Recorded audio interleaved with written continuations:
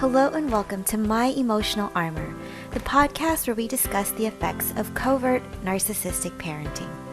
I am your host, Cindy Koo, a survivor and robot warrior here to share the ways emotional armor can help you heal, stay safe, and regain your sense of self.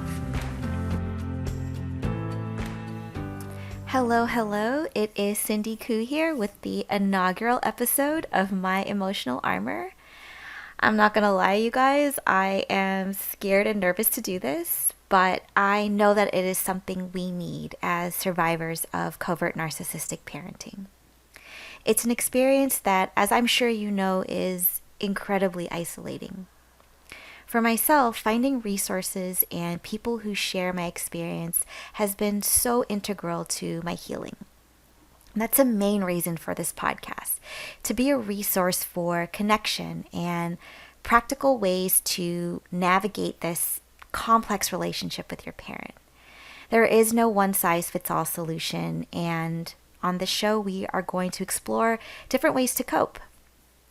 Now, a big reason why talking to each other and a show like this is necessary is because this type of parenting style is tailor-made to make you feel alone and like you're making too big of a deal. And by the time you've arrived here, you've no doubt read dozens of Psychology Today articles. You've watched countless YouTube videos, and honestly, you've probably avoided clicking on the word narcissist with regards to your parents. I know that was the case for me. It was a combination of not knowing the true definition of narcissism and fear, really. I was scared that I might find out that my childhood was different than what I thought. It's actually really interesting that right now the word narcissist is sort of seeing its heyday with the saturation of influencer and social media culture. And we all know, though, excessive selfies does not a narcissist make. In fact, when you've dealt with true narcissism, especially within a family system, it's not a word you throw around lightly. I was in denial for years over my own narcissistic parent. And this is actually a hallmark of a covert narcissistic parent, or CNP specifically. The psychological abuse, and that's another word that has been hard for me to come to grips with, and maybe it has been for you as well. But the abuse is so long-term and subtle that you can spend literally decades questioning yourself about it. And with this show, I want to give you the answers and validation of your experience that you so much deserve. Victims of covert narcissists constantly feel crazy or overly sensitive.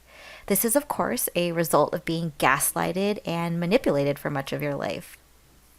Once I learned about this specific brand of narcissism, I uncovered so many things about my childhood that went unacknowledged by close friends and even other family members simply because of the insidious nature of this type of manipulation. The more I became educated and found out there were other people like me, I felt less alone. I felt like I didn't need to convince anyone else about what I went through. I felt stronger.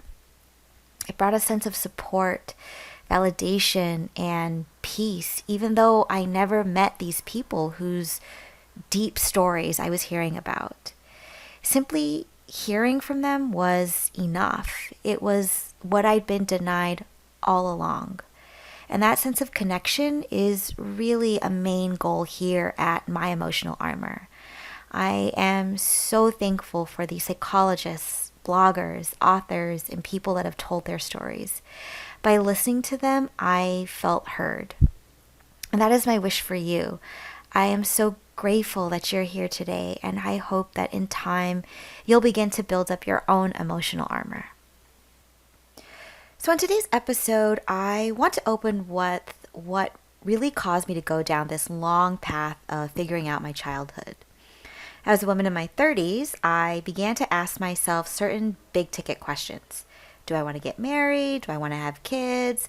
I found myself riddled with anxiety over these life questions. Now, I had an inkling that it had something to do with my past and my parents' divorce, but I wasn't quite sure how the pieces all fit together. After some digging around and hard truths, I discovered that one of my parents was a covert narcissist. I also started to notice the anxiety that I had carried around about a great number of things for many years. This is a classic outcome of being raised by a covert narcissistic parent. Adult victims and survivors often feel debilitated by decisions large and small. This is a normal feeling if you've gone through this type of psychological abuse. And one of the reasons is that the damage inflicted by a covert narcissistic parent, or a CNP, as I will be referring to them on this show, but yes, this damage is sustained over a long period of time. It begins in childhood when your mind is malleable and you have no resources to really defend yourself. This person, whether it's your mother or your father, is supposed to be your protector. They are the first person you have ever known, so why wouldn't you trust them?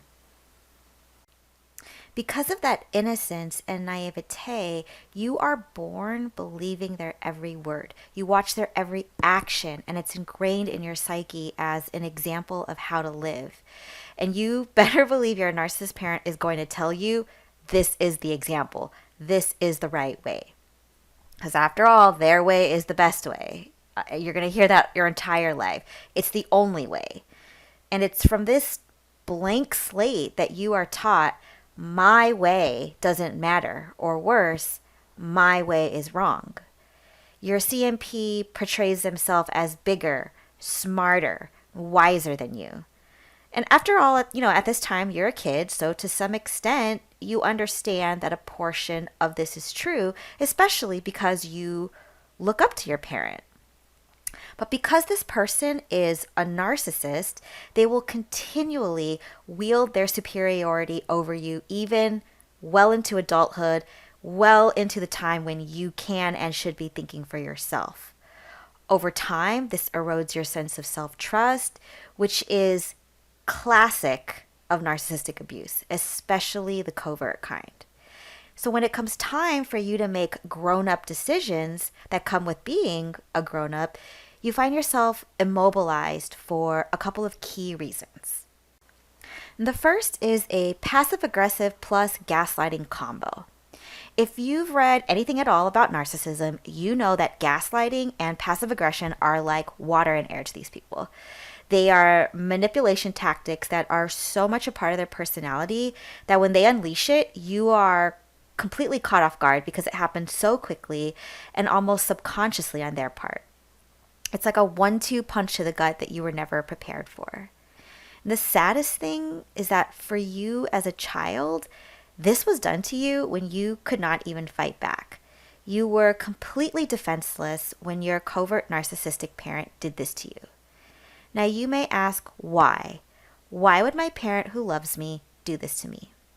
The reasons are that number one, they want to show their power over you. Number two, they want to keep you under their thumb. And three, they want to make you feel guilty. And all of this is ultimately an effort so that you give in to what they want. It's how they feel power and validation. And now you have to remember when dealing with a narcissist, their main motivations are securing what they want and avoiding shame. Now, the covert narcissist is especially twisted because they won't come right on and say what's bothering them, such as, I'm mad you're not coming over for dinner. Work means more to you than me. No, that's way too aggressive and direct for a covert narcissist. They are much more wily than that.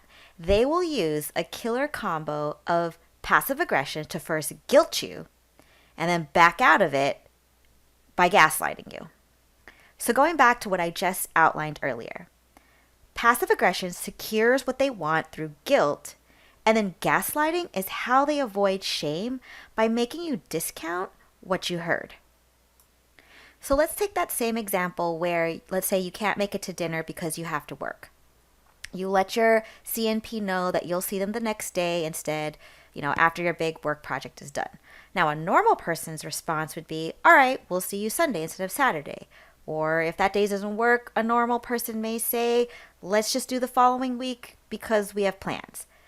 But a covert narcissistic parent will say something like, oh, well, okay, I'll just see you when I see you, whenever that is. Now, naturally, you may call them out on it and reiterate that you will literally be seeing them the next day. Now, feeling ashamed because deep down the CNP knows you're right, they will then immediately gaslight you and say, "Oh yeah, that's what I said. When I see you next is just when I'll see you." Subtle interactions like this will happen over and over and over again throughout your life, causing you to question your sense of reality. It's a horribly manipulative cycle that, when inflicted upon you for decades, leaves you feeling unprepared to discern or make sense of your adult world. Now, the other thing a covert narcissistic parent will do is push their superiority down onto you like an invisible weight. As a child, this formula works out great for them because they are actually, for a time, bigger and stronger than you. And because they are a narcissist, they will repeat this to you all throughout your life. They may literally say things to you like, "You are not strong. You are not smart. You are unwise. You are immature." The only way that they can feel big is if you feel small. And this gets especially confusing because as a child, you actually are small, but their jabs will continue as you get older. Now, just as I mentioned before, this messes with your sense of reality, your sense of self, and it translates into feeling helpless when making decisions. And as you go through life, you will no doubt have some successes in your mind that say, "You know what? Yes, I am smart. Yes, I do know what I'm doing." But your narcissistic parent will continue to put you down. And because they're covert, they will probably say things very indirectly, such as, "Well, maybe you haven't decided to have kids yet because, well, you've always been sort of a Peter Pan. And Peter Pan was a character that never wanted to grow up." Saying it in this way, the CNP gets to put you down indirectly through the magic of Disney. And I'm rolling my eyes here. And if you caught it, hidden in there is the additional dig that they are more mature because they had kids. And we all know that, yes, having kids completely changes your life and perspective, causing you to mature and grow up in many ways. But there are plenty of immature parents out there as well. Just look at yours. It's not a one-to-one thing. And after all, how grown up is it really to use manipulation to get what you want? Shouldn't a mature person, a truly mature person, be able to express their needs and feelings clearly? Now, both of these tactics, superiority and the passive aggression/gaslighting, combined throughout childhood, produce an adult who has an unsteadiness about their perception of themselves and the world around them. The covert narcissistic parent instilled in you the ideas that, number one, you are not enough, number two, you don't know enough, and that your perception of reality is false. With these points constantly echoing in your mind, it can be very hard to make decisions, large and small. You may beat yourself up over that and say, why can't I just figure out my life and what I want to do? You might find yourself incapacitated with the smallest things, such as whether I should text this person back or not. And worse off, you can be completely unable to figure out how you really feel about the direction of your life, such as having kids or getting married. So it's no wonder that you have this anxiety. After all, you've been told your whole life you can't make a decision, you're not strong, you're not capable. And those things are simply not true, but it's hard to believe that when you've been told differently. Now, for me personally, the things that have saved me have been getting therapy and getting educated about covert narcissism's lasting effects. And I encourage anyone who's gone through this to find a therapist you trust and also check out our resources page on myemotionalarmor.com. My hope is that we can relearn to listen to our inner voices, the one that was cruelly silenced by our covert narcissistic parents. From there, we can move forward to make decisions and live a life that we deserve and want.